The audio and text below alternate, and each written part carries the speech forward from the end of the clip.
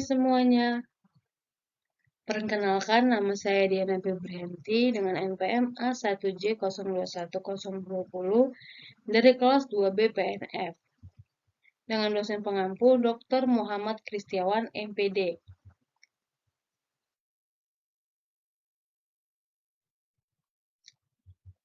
Adapun materi yang akan saya presentasikan pada hari ini ialah bab 2, tugas dan tanggung jawab manajemen pendidikan.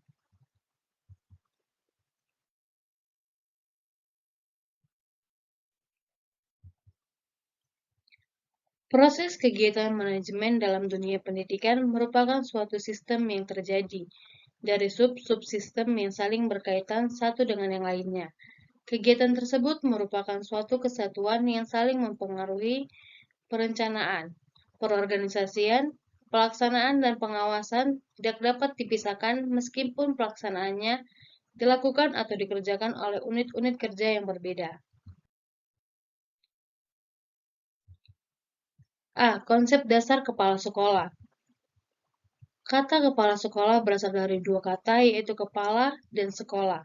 Kata kepala dapat diartikan sebagai ketua atau pimpinan dalam suatu organisasi, sedangkan sekolah adalah sebuah lembaga di mana tempat terjadinya penerimaan dan pemberian penjelasan. Secara etimologi, kepala sekolah adalah guru yang memimpin sekolah sebagai pemimpin yang mempunyai pengaruh. Kepala sekolah berusaha agar nasihat, saran, dan perintahnya diikuti oleh guru-guru maupun semua orang yang ada di dalam lingkungan sekolah tersebut. Dengan demikian, ia dapat mengadakan perubahan-perubahan dalam cara bersikap, berpikir, dan tingkah laku yang dipimpinnya dengan kelebihan yang dimiliki, yaitu kelebihan ilmu, pengetahuan, dan pengalamannya.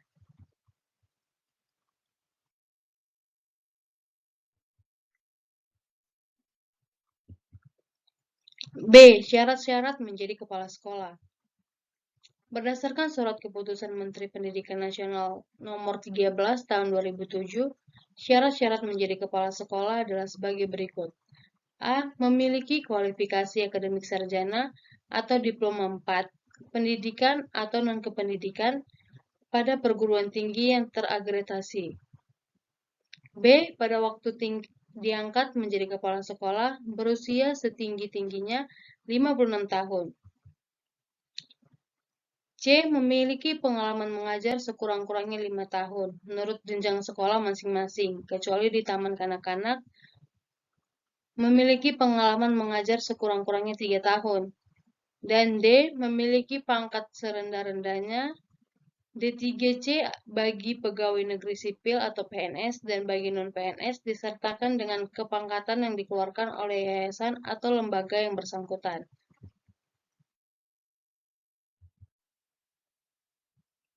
C. Ciri-ciri kepala sekolah efektif.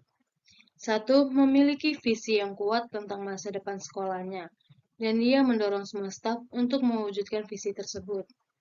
2. Memiliki harapan tinggi terhadap prestasi siswa dan kinerja staf. 3. Tekun mengamati para guru di sekolah dan memberikan umpan balik yang positif dan konstruktif dalam rangka memecahkan masalah dan memperbaiki pembelajaran. 4. Mendorong pemanfaatan waktu secara efisien dan merancang langkah-langkah untuk meminimalisir kekacauan. 5. Mampu memanfaatkan sumber-sumber material dan personal secara kreatif. Dan 6. Mampu memantau prestasi siswa secara individual dan kolektif, serta memanfaatkan informasi untuk mengarahkan perencanaan instruksional. D. Tugas dan tanggung jawab kepala sekolah. Tugas dan tanggung jawab kepala sekolah atau manajer pendidikan yaitu harus mengalami perkembangan dan perubahan, baik sifat maupun luasnya sesuai dengan pendidikan di negara Indonesia yang bersifat nasional demokratis.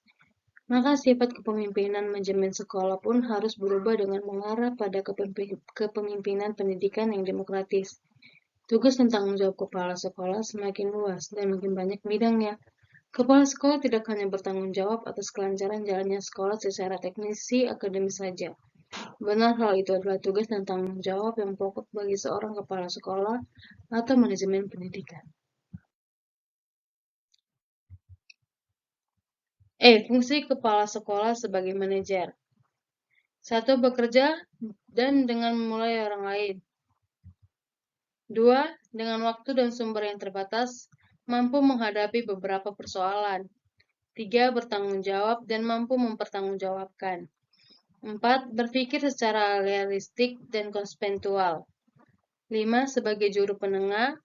6. Adalah seorang politis. 7. Adalah seorang diplomat. 8. Mengambil keputusan yang tepat. F. Peran kepala sekolah.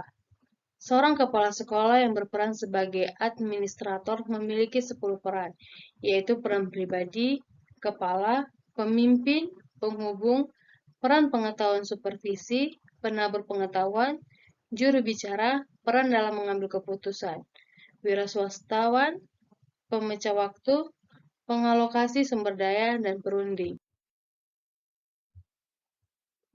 Sekian dan terima kasih. Sampai jumpa.